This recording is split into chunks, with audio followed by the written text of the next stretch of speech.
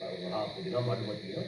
ඉතින් මඩුව කීපයක මම වැඩ කළා, සාප්පු කීපයක වැඩ කළා. ඉතින් බොහොම ගැහැටක් වින්දා. ඉතින් ලින්කටයන් කරන කාලේ.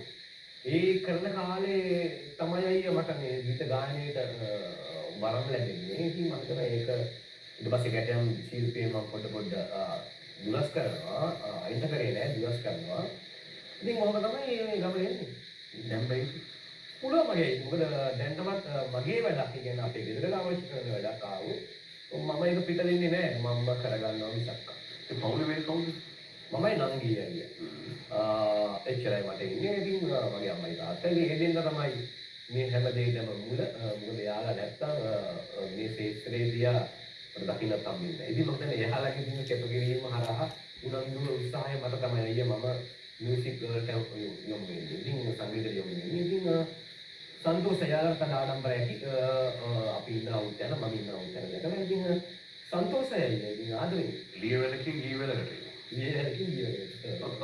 ඒ කියන්නේ මේ ගයන්න පුළුවන් වෙන්නේ කියලා කොහොමද හඳුනගන්නේ? අයි මම පොඩි කාලේ ඉඳන්ම මම ගායනයක ලැබී කියලා යාලා දන්නවා. තාත්තට පොඩක් තාත්තට පොඩක් සංගීත ගාන ගන්න පුළුවන් හැකියි. ඒ හැකියාව මොනට වෙනද මොහරි. ඊනොයි ලාලි මේ හැකියාව තමයි මම හිතන්නේ මට එන්නේ නැත්තේ කියලා. මොකද එයාට තිබුණු උනන්දුව. මොකද ඒ කාලේ සර්බිනායකත් නැති කාලයක්. හරි සර්බිනායක් කරන්න තෙන කාලයක් නෑ. එන අමාරු කාලයක්. ඉතින් මම හිතන්නේ සර්බිනා හොයලා දීලා, සර්ලා හොයලා දීලා ඉතින් මේ වගේ ලොකු කැපකිරීමක් කළා ඒ දෙන්න. ඉතින් මම හිතන්නේ ආධුනික ගීත කියන කාලේ නම් ඒ දෙන්න මාත් එක්කලා පස්සේ ඉඳගෙන ලොකු කැපකිරීමක් කළා. කදිමයි. අවසානයේ. කෙසේවත් ඊළඟ ගීතය ඒකත් ශ්‍රී ලංකාවේ අක්ෂය මෙහෙවි ජනප්‍රිය වෙච්ච ගීතයක්.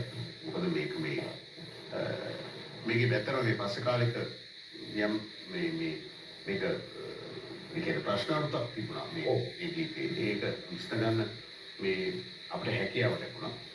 ඒකට මට මෙහෙයත් වෙන සිද්ධ වුණා. ඒකට හේතුව මේ ගීතේ සංගීතයේ මහින්ද බණ්ඩාරගේ. හැබැයි මේ ගීත රචකයා සම්බන්ධයෙන් විවිධාකාර මතවාද අතර තිබුණා. අසංකම තමයි මේ ඇත්තම කියන්න ඕන. මේක කොහොමද හම්බෙන්නේ? සෙනෙහසට අරුතක් කියන ගීතය ඇත්තම මේ ප්‍රසංගයේ පැවැත්වුවේ ඒ නමින්මයි. ඉතින් එතකොට මේක මේ රචකයා සම්බන්ධ යම් කිසි කෙනෙක් මම හිතනවා මේ misunderstanding එකක්. ඒ කියන්නේ වැරදි තේරුම් ගැනීමක් තිබෙච්ච නිසා එහෙම වෙන්නේ නැති. මේක මේ හම්බෙච්ච විදිහ සතරමනේ. ඔය අතරම ඕක හම්බෙන්නේ සජීව ප්‍රින්සිපල් ආයතනය හරහා. ඒකට මම හිතේ සජීවත් එක්කලා මම ගීත ගායනා කළේ. ඒ කාලේ තමයි මට සින්දුව ලැබෙන්නේ. ඉතින් මම ඇත්තටම මම දන්නේ නැහැ මේ ගීතය කවුරු කොහොම ලිව්වද කියන එක. හැබැයි මහින්ද බණ්ඩාර අයියා මතකයි මට. මට සින්දුව ලියලා එනවා මට ගීතේ. ඊට පස්සේ මම ගායනා කරනවා. ඊට පස්සේ නම් දෙක තුනක්ම මේකට ඇඳෙනවා අයියා. ඊට පස්සේ මම දන්නේ ඒ අරහා ලොකු ආందోලනයක් වෙනවා මේ ගීතේ යාගේ අරයාගේ කීපී වෙන කඩන මේක ඇතිවෙනවා. ඉතින් මම දන්නේ පහු කාලේ ආවෝ වගේ අයියා වගේ මේ ගීතය හොයාගන්න මම දන්නේ වාටම තමයි ඒක ඉස්සෙල්ලා ප්‍රියානන්ද විජේසුන්ද. නවසීලන්ත ජීවත් වෙන්නේ. සෙනෙහසකට අරුතක් පුරවන්නට අහසේ තරු ගැන්න. වෙරළේ රළ වැන්න. සීමාවක් මායිමක් නැතේකි. සෙනෙහස ඇයි දෙතැනක තනිවි. දැනට මේ ගීතය ගැවුම් කාලෙකට පස්සේ කරන්නේ. අනිවාර්යයෙන්. ඔන්න මේ ගීතය මගේ ප්‍රසංගයෙන් පස්සේ ගෑනු විදිහට සෙනෙහසකට අරුතක් කියලා මම නම් ඒක වාදන එළිය කියන දේ ප්‍රසංගයෙන් ගුවා නම දන්නවා. අද ලුගලක වෙන ලකේ. සෙනෙහසකට අරුතක් මගේ විදිහේ ගීත සංගීත මගේ දරුවන්ට එක්කලා තමයි මම ප්‍රසංගය කරන්නේ.